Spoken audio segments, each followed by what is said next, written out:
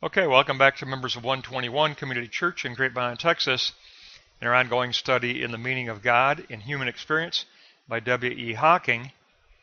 We're going to take a look at chapter 13 on its own, and the reason we are going to look at it on its own is if you go to block 3, note 1, part A, this chapter 13 is the introduction to parts 3, 4, and 5 of the book, which will be the need of God, knowing God, and the worship of God. So this is an introduction to the remaining portions of the book. The first two parts of the book gave us the structure of personalism. We know his structure. We've already looked at the composite. We have his structure. Now here's the introduction for the remainder of the book. Let's begin with block 1, monism and optimism and the need for God. Monism is a necessity. Says Hocking, no optimism is possible without some kind of monism. Our world must have a character. It must afford a basis for expectations and possibilities. The new should come with some reference to the old. Our world must have some unity upon which man can build his hopes. But our surface reality veils true reality. There is a surface apparent reality. And so take a look at that surface reality in note 2. The surface of the world remains pluralistic. It is from the surface world that the concepts of the good and the bad emerge. Dualism emerges between apparent world character and real world character. Therefore, metaphysics emerges. The self must acquire a glimpse of the idea of the whole, which is veiled behind the apparent reality. Surface reality. So, the idea of the whole, in note 3, optimism requires a judgment about reality. The world is judged as having a character of being capable of being pulled together. This unity must be one of substance because it already possesses a formal unity. All things are thinkable by the same subject using any comprehensive background. We must reach substance. So under form and content, our optimism must affect the contents of our idea picture. We must address design. We must address external relation. If the real world can be shown to have its own conscious selfhood, then we have a substantial basis for optimism. There you go, personalism. But how does finite history relate to cosmic history? We have to discuss historical relatedness. So let's take a look at historical relatedness. What is the working character of our idea unity? How is it related to the world of becoming? It must affect the apparent world. We seek a prophetic control from the real to influence the apparent world. He calls the realm of positing the realm of prophetic control. Actual processes must be cases of the one real process. But now let's move on and take a look at the concrete, because block 2 will address knowing God, and we know God through signification. So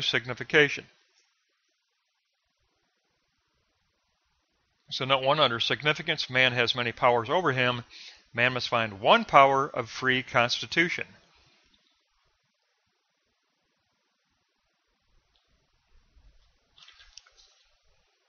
And he says freedom for the 10 Commandments was found in the one great commandment, love one another as I have loved you. Therefore, monism is fixity and freedom from fixity. This is the only way that concrete enterprise can be won, says Hocking. So concrete enterprise, there must be a unity in the conscious processes of the world, and this real must be the good. There's always a scientific reaction to every definable ill of the human condition, but Hocking says many ills are not cured in that way. Like, for an example, moral fault cannot be cured by scientific reaction. So we take a look at the moral. We take a look at note 3, moral aim and moral fault. Whenever consciousness enters the reality being considered, we must supplement scientific reaction with something else. By asserting that the evil is less than the real, self-righting becomes essential. This is what Hocking calls it, self-righting. by giving over attention to the good, by focusing on the good. Man must choose what aspects of the world he will gaze upon. So over attention of the good becomes a notion for Hocking. Over attention to the good. So block 2, note 4, over attention to the good. We must believe in a reality not of ourselves which makes for righteousness. However, monism is not mechanical in nature.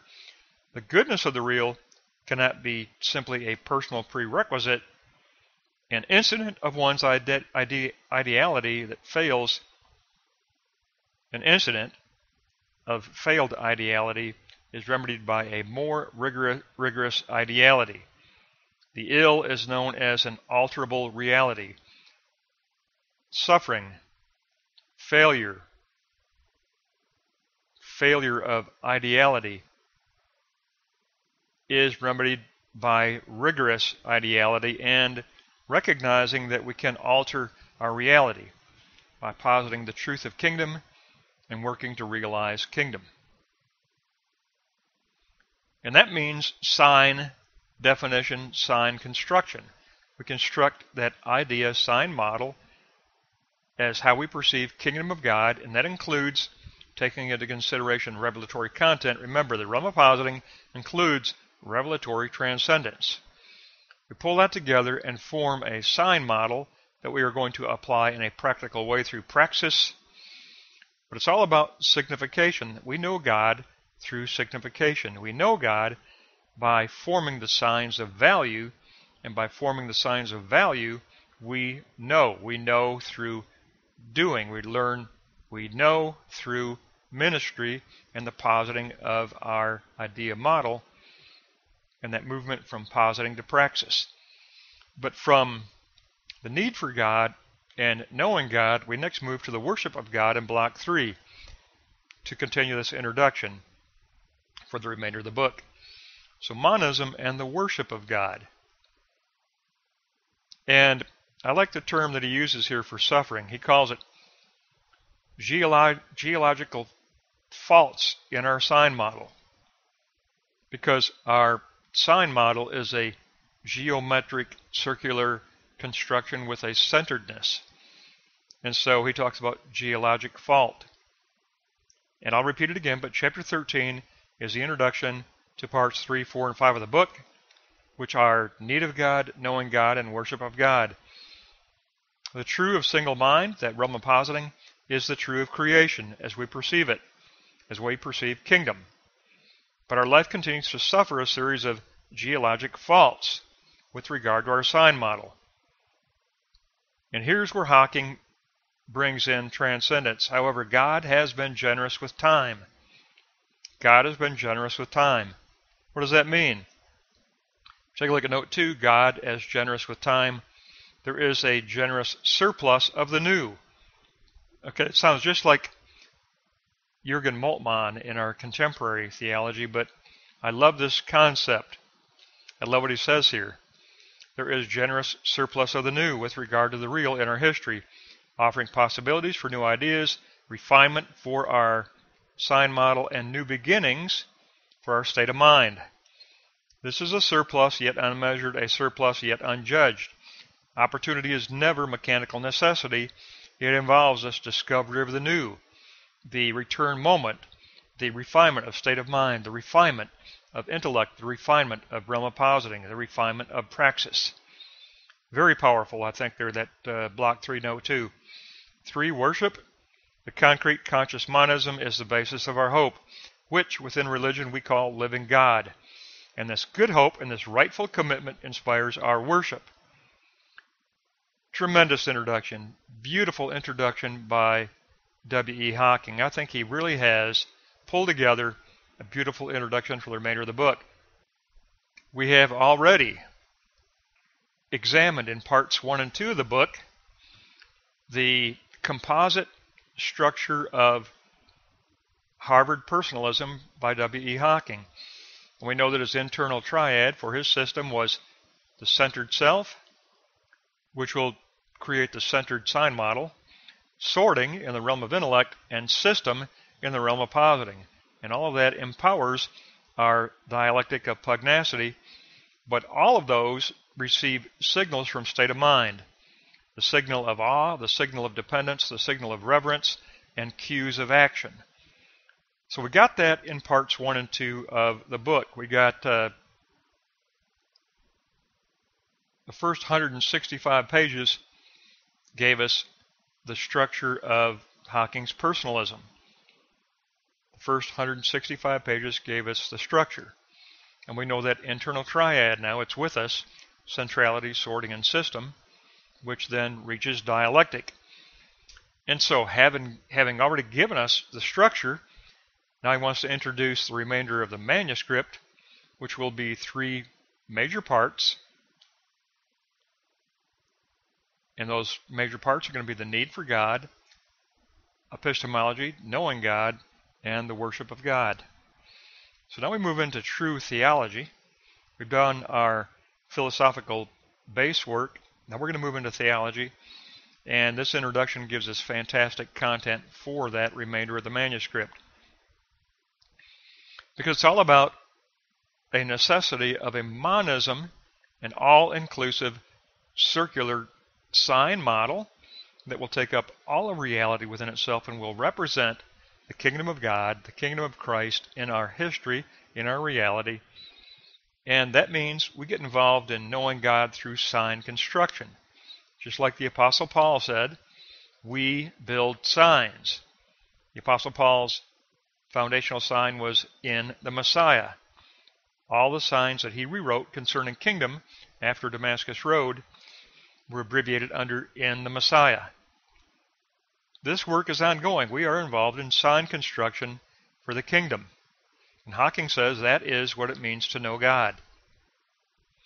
And this need for God and this knowing of God through signification leads to worship of God, because we realize that as we move from positing to praxis, we get involved in those egeiro moments, those resurrection moments of discovery of the new.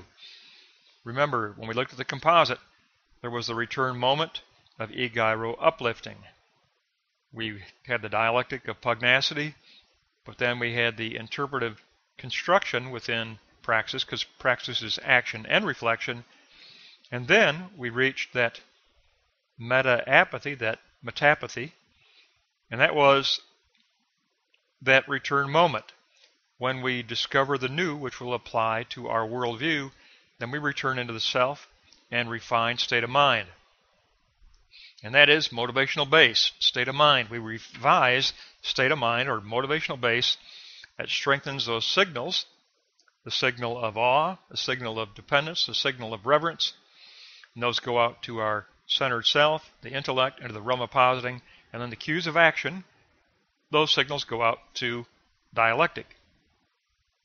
All of that foundational structure is going to be held in our memory as we go through the remainder of the book. We have to have that. That's why that composite was so important to have. It took him 165 pages to give it to us, but after 165 pages we have his structure. And now he leads us very deliberately and very powerfully into the need for God, the knowing of God, and the worship of God. Now we move into full-on theology.